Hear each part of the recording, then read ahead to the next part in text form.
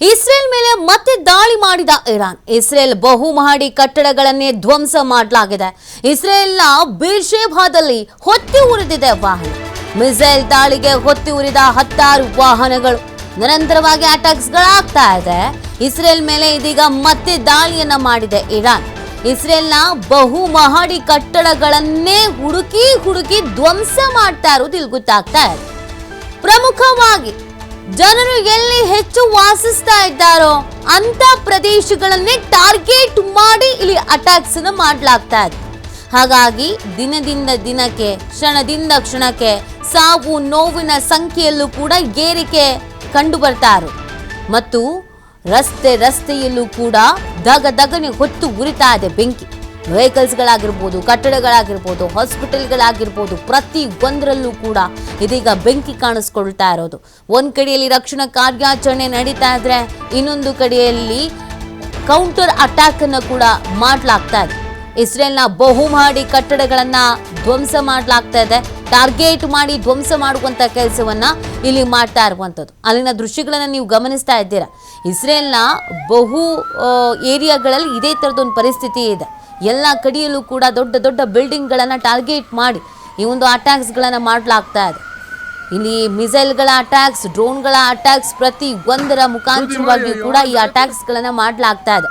ಜನರು ಜೀವ ಕೈಯಲ್ಲಿ ಹಿಡಿದು ಜೀವಿಸಬೇಕಾದಂಥ ಪರಿಸ್ಥಿತಿ. ರಾತ್ರಿ ಆದರೆ ಬೆಳಗ್ಗೆ ಇರ್ತೀವೋ, ಬೆಳಗ್ಗೆ ಆದರೆ ರಾತ್ರಿ ಇರ್ತೀವೋ ಇಲ್ವೋ ಅನ್ನುವಂಥ ಒಂದು ಸಂದಿಗ್ಧ ಪರಿಸ್ಥಿತಿ ಇದೆ. ಇಲ್ಲಿ ಅನೇಕ ದೇಶದ ನಾಗರಿಕರು ಕೂಡ ಇದ್ದಾರೆ. ಅವ್ರನ್ನೆಲ್ಲ ತಮ್ಮ ದೇಶಕ್ಕೆ ವಾಪಸ್ ಕರೆಸಿಕೊಳ್ಳುವಂಥ ನಿಟ್ಟಿನಲ್ಲಿ ಪ್ರಯತ್ನ ನಡೀತಾನೆ ಇದೆ.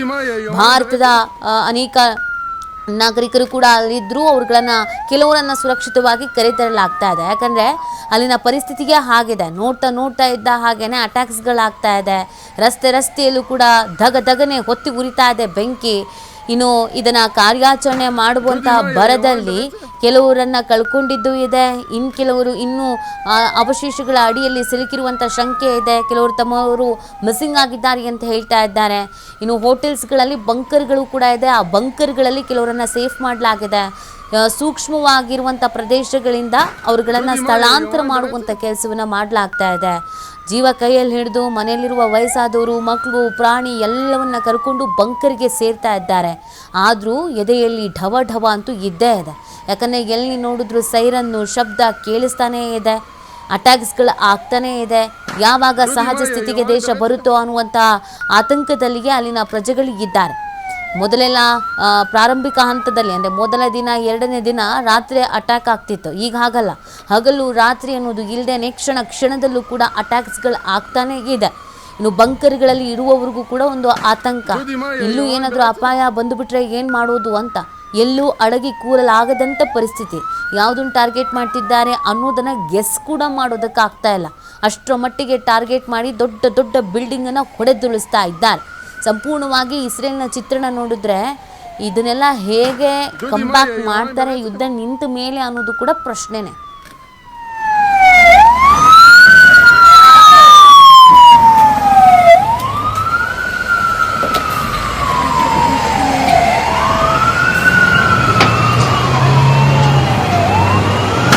דודי, מה יהיה? יומיים ברצף?